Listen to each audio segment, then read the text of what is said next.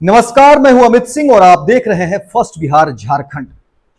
UP के बरेली से एक बड़ी खबर आ रही है और वो खबर ये है कि 300 से 400 रुपये कमाने वाला जड़ी कारीगर करोड़ों का व्यापारी बन चुका है। जी हां, जो जड़ी कारीगर के बारे में बताया जा रहा था कि वो 300 से 400 रुपये प्रतिदिन कमाता था, अब उसके बारे में खबरें आ रही है कि वो 1-2 लाख नहीं, 1-2 करोड़ नहीं, लगभग 200 करोड़ से ज्यादा की उसकी अपनी खुद की कंपनी है। यानी उसका कारोबार जो है इतना बड़ा हो चुका है कि जो लाख या हजार में नहीं, करोड़ों में, और 1-2 करोड़ में नहीं, 100 करोड़ ही नहीं, 200 करोड़ से भी ज्यादा की उसकी कंपनी बताई जा रही है। और ये जब मामला सामने आता है तो उसके आसपास के लोग भौचक्के रह जाते हैं। उस जड़ी कारोबारी को जानने वाले लोग भौचक्के रह जाते हैं और तत्काल तो लोगों को विश्वास भी नहीं होता है कि आखिर ऐसा कैसे हो गया, आखिर ऐसा कौन सा जादू उस जड़ी कारीगर ने किया और जिसके बाद ये तमाम सफलताएं उसको मिलती चली गई। क्योंकि जाहिर सी बात है, जिस व्यक्ति या जो व्यक्ति रोज की 300 से 400 रुपये कमाता हो और उसकी आमदनी के बारे में अगर पता चले कि वो लाखों नहीं करोड़ों रुपये कमा रहा है और 1-2 करोड़ नहीं, 100 करोड़ से भी ज्यादा की बड़ी उसकी कंपनी हो, तो लाजमी है भौचक्का होना, चौंकना। तमाम जो उनके जानने वाले लोग थे उसे विश्वास नहीं हो रहा था। लेकिन यह मामला तब और सामने आता है जब आयकर विभाग की छापेमारी होती है। आयकर विभाग जब छापा मारता है और उस जड़ी जो कारीगर है वो जद में आता है और फिर सामने तमाम बातें जो है वो आ जा रही है। आयकर विभाग के छापा मारने के बाद जो सामने आता है वो ये है कि ये जड़ी कारीगर जो अब तक व्यापार कर रहा था उसने कोई टैक्स नहीं दिया है। उसके बारे में बताया जा रहा है कि 114 करोड़ रुपए के टैक्स बाकी हैं या उसकी चोरी की जा रही है, जिसको लेकर आयकर विभाग ने छापा मारा। अब समझिए कि 300 से 400 रुपये कमाने वाला जड़ी कारीगर करोड़ों का व्यापार करता है और फिर 114 करोड़ टैक्स चोरी का इल्जाम भी जो है उसके ऊपर आता है। आयकर विभाग की तरफ से नोटिस भी जारी की जाती है। अब समझिए कि इतनी बड़ी खबर अगर किसी के सामने आ जाए और उसके जानने वाले का तो होश ही उड़ जाए कि आखिर ऐसा हो कैसे सकता है, कैसे संभव है। लेकिन जैसे जैसे पड़ताल होते गए, मामला खुलता गया, चीजें सामने आती गई और फिर जब आयकर विभाग ने छानबीन की, पूरा इंक्वायरी हुआ कि आखिर इस जड़ी कारोबारी ने ऐसा क्या किया है जो ये करोड़ों का कारोबार जो है वो बना लिया है और 114 करोड़ के टैक्स की चोरी भी ये कर रहा है, तो आखिर ये मामला है क्या।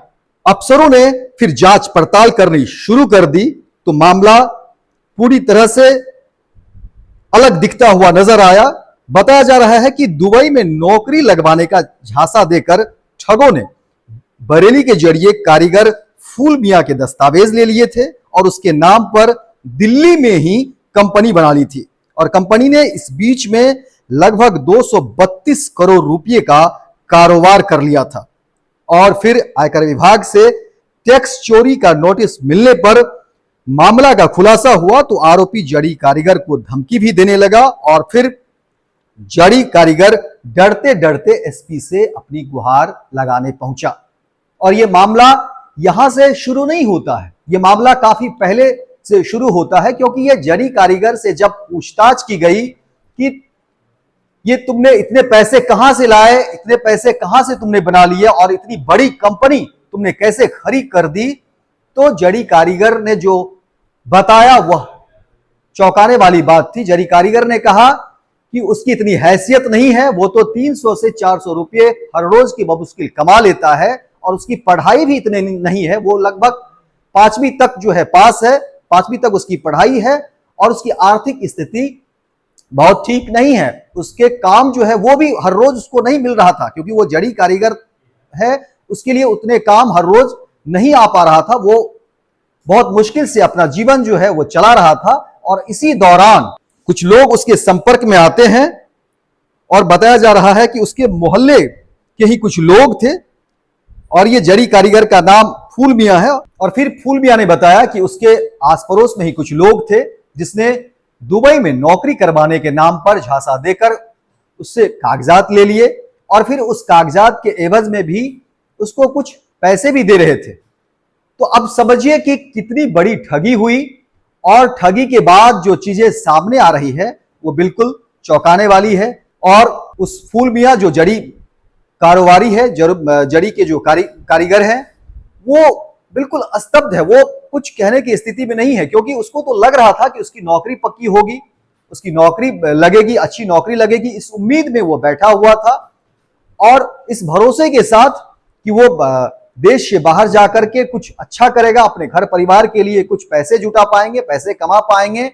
लेकिन कारोबारी जो था, जड़ी कारीगर जो है, वो विदेश जाने से पहले ही वो करोड़पति उसको बना दिया जाता है और आयकर विभाग के नोटिस भी आ जा रहे हैं और वो आयकर विभाग के जद में आ जाते हैं, पुलिस के जद में आ जाते हैं। और जब तमाम छापेमारी होती है, तमाम जो तफ्तीश होती है और उसमें जो चीजें सामने निकल के आती है तो फिर वो चीजें पूरी तरह से क्लियर हो जाता है और आसपास के लोग, जो बहुत सारी कहानियां बन रही थी कि आखिर मामला है क्या, क्योंकि दिखता कुछ और था, खबरें कुछ और आ रही थी और सब तमाम लोग भौचक थे कि आखिर ये सब कैसे हो रहा था। तो इन पूरी जांच के बाद जो है मामला खुलता गया और फिर तमाम चीजें जो है वो सामने आ गई। तो फिलहाल इस खबर में इतना ही, लेकिन दिन भर की तमाम खबरों को देखने के लिए आप देखते रहिए फर्स्ट बिहार झारखंड। भारतीय जनता पार्टी का सदस्य बनने के लिए 8800002024 पर मिस्ड कॉल करें। निवेदक Bharatiya Janata party Bihar. Panorama group, जो सोचता है वो करता है। ये लो, मुंह मीठा करो। आज मैंने अपना जॉब छोड़ दिया, अब हम पूर्णिया वापस जाएंगे। जॉब छोड़ दिया है? मतलब ये घर कैसे चलेगा? हम करेंगे क्या? और माँ बाबूजी क्या बोलेंगे? इसलिए मैं एक और मिठाई का डब्बा लाया। अपने बिजनेस के लिए लोन अप्रूव हो गया। अरे लोन अप्रूव हो गया वो तो ठीक है, लेकिन पूर्णिया में हम रहेंगे कहाँ? अपना घर भी तो नहीं है वहां। इसलिए तो एक और मिठाई का डब्बा अलग से लाया हूं। हमने पूर्णिया में घर ले लिया है, पूर्णिया के ई होम्स पैनोरमा में। पूर्णिया में पैनोरमा ग्रुप लेकर आए हैं ई होम्स पैनोरमा। बड़ा घर, आलीशान जिंदगी और अत्याधुनिक सुविधाओं के संग। अरे अरे, अब क्यों मुंह मीठा करवा रही हो? क्योंकि हम घर वापसी जो कर रहे हैं। घर वापसी की खुशी पूर्णिया में ई होम्स पैनोरमा के संग। ई homes panorama, luxurious lifestyle redefined.